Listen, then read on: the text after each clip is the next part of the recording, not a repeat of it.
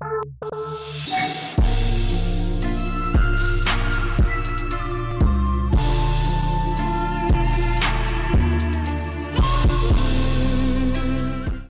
pozdrav moji dobri drugari.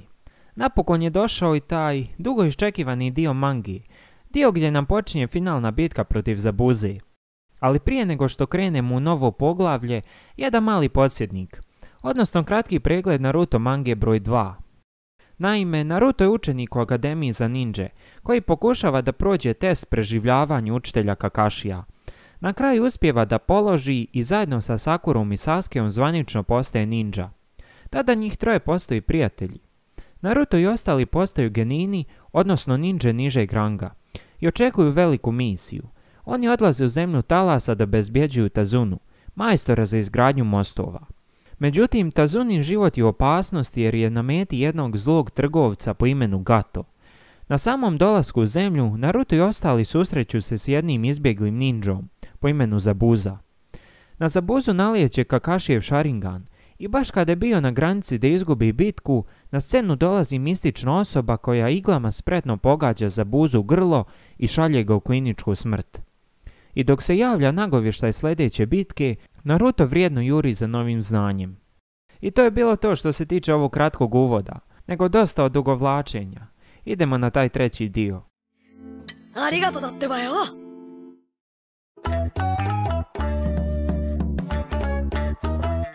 Kako bi poboljšali kontrolu čakre, a time i učinkovitost svojih tehnika, Kakashi podučava tim 7 kako da se penju uz drveće, ali bez korišćenja ruku. Naruto već pri prvom koraku pada i dobije ogromnu čvorugu na sred glave. Sasuke se uspijeva popeti samo do polovine stabla, a Sakura već pri prvom pokušaju penje se skroz do vrha, čime je osramotila ovu dvojicu.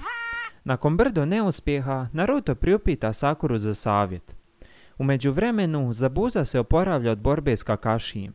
Gato mu prilazi namjeravajući ga ubiti zbog neuspjeha, ali ga u toj namjeri zaustavlja Haku i skoro mu slomi ruku zbog same pomisli da ga dodirne.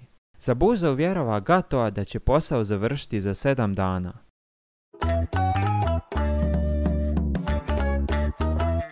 Sakura, budući da usavršila kontrolu čakre, više nema potrebe da glumi majmuna.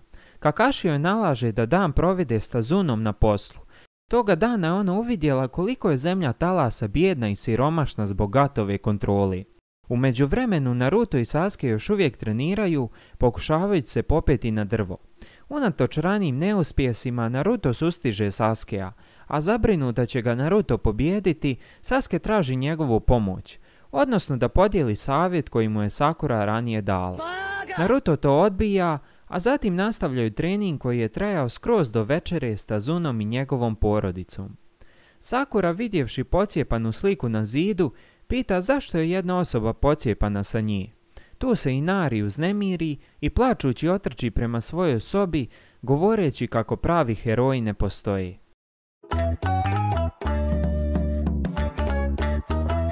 Godinama ranije Inari je upoznao čovjeka po imenu Kaiza, doseljenika koji je imao san da postane ribar.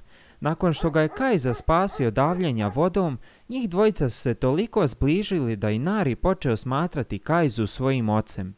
Nešto kasnije, kada je sezona jakih kišnih oluja probila branu i prijetila da će poplaviti zemlju, Kaiza je riskirao život da zapečati branu. I tako je postao heroj zemlje Talasa. Kada je Gato stigao u zemlju i započeo svoj biznis, a zatim osiromašio sve njene stanovnike, Kaiza mu se suprotstavio, zbog čega je bio pogubljen pred svima u selu.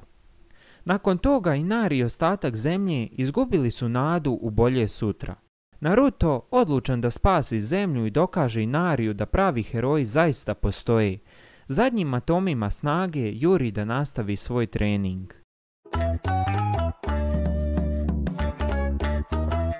Naruto probudi Haku, dok je spavao u šumi kao klada zbog premorenosti od treninga, nesvjestan da je to zapravo maskirani dječak kojeg je ranije upoznao tokom borbe sa Zabuzom.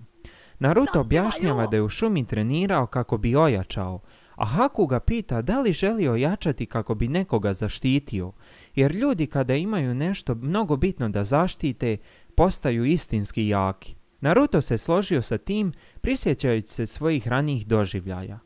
Tu se oni razdvajaju, a Naruto nastavlja svoj trening, napokon se uspjevši popeti do vrha stabla.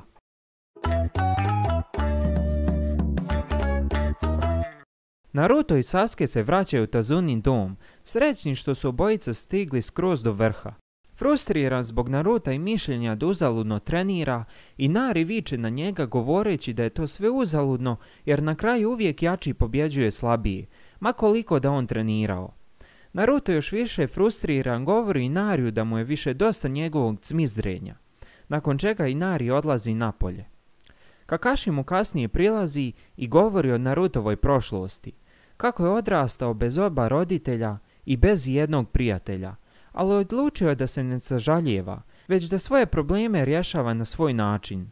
Sutradan, ostatak tima 7 ostavlja Naruta u krevetu, kako bi se mogao skroz odmoriti od mukotrpnog treninga. A oni odlaze zajedno sa Tazunom do mosta koji se gradi. Tamo se susreću sa Zabuzom i Hakuom.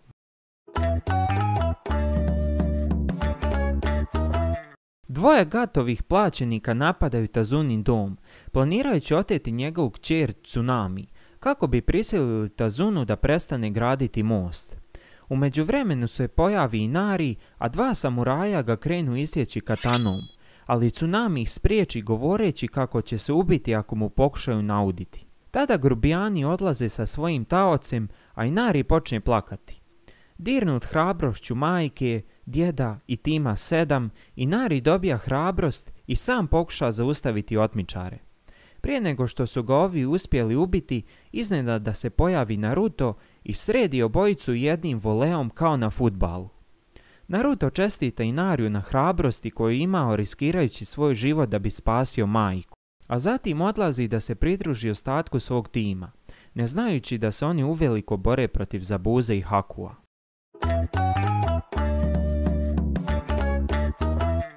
Sasuke i Haku počinju njihovu borbu, iako je Haku vješt protivnik, što je dokazao izvođenjem tehnike jednom rukom. Sasuke je u stanju dobro iskoristiti ono što je naučio tokom treninga i gura Hakua do krajnjih granica, nakon čega ga uspije i prevazići. Iznerviran što Sasuke ide tako dobro, Haku koristi svoj adut, tajni jutsu, kristalna ogledala. Kakashi, znajući u kakvom je Sasuke problemu, kreće da zaustavi Hakua, ali mu Zabuza sprečava put govoreći kako je on njegov protivnik. Sasuke je sada zarobljen u ledenom zatvoru i otvoren za sve Hakuove napade. U sljedećem trenutku Haku napada Sasukea pokazujući mu da je osuđen na propast. Sakura mu pokuša pomoći, ali bez neke vajde. Ali zato nečiji šuriken pogađa Hakua u pravom trenutku. To je bio broj 1 hiperaktivni budalasti ninja, Naruto Uzumaki. Zabuza pokušava ubiti Naruta, ali ga u toj namjeri zaustavlja Haku, govoreći mu da on želi srediti Naruta na svoj način. Zabuza mu zbog toga negoduje, kako je previše nježan, ali mu ga prepusti. Naruto, planirajući pomoći Sasukeu, dokazuje zašto je glupavi ninja, jer umjesto da smisli taktiku kako izbaviti Sasukea iz ledenog zatvora, on ulazi u taj ledeni zatvor i tako postaje zarobljen baš poput Sasukea. Njih dvoje pokušavaju napasti Hakua, ali njihovi napori su brzo neutralizovani zbog Hakuove ekstremne brzine. Haku im govori kako nema interesa da ih ubije, ali pošto ima svoj san da zaštiti san Zabuze, svoje drage osobe, nema drugog izbora nego da ih ubije. Kakashi, zabrinu za Naruta i Sasukea, nema drugog izbora nego da se pripremi za borbu sa Zabuzom, kako bi mogao pružiti pomoć.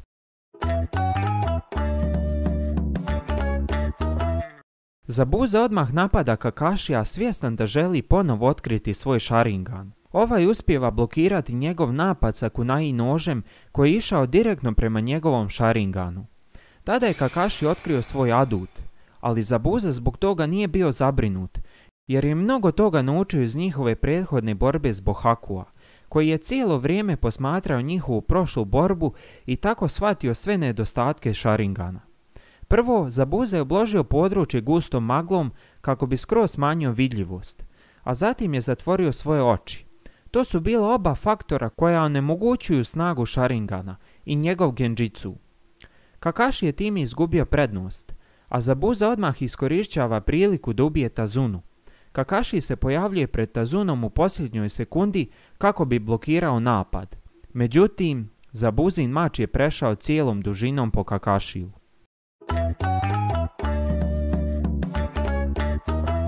Sasuke i Naruto postaju veoma iscrpljeni Hakuovim neumornim napadima.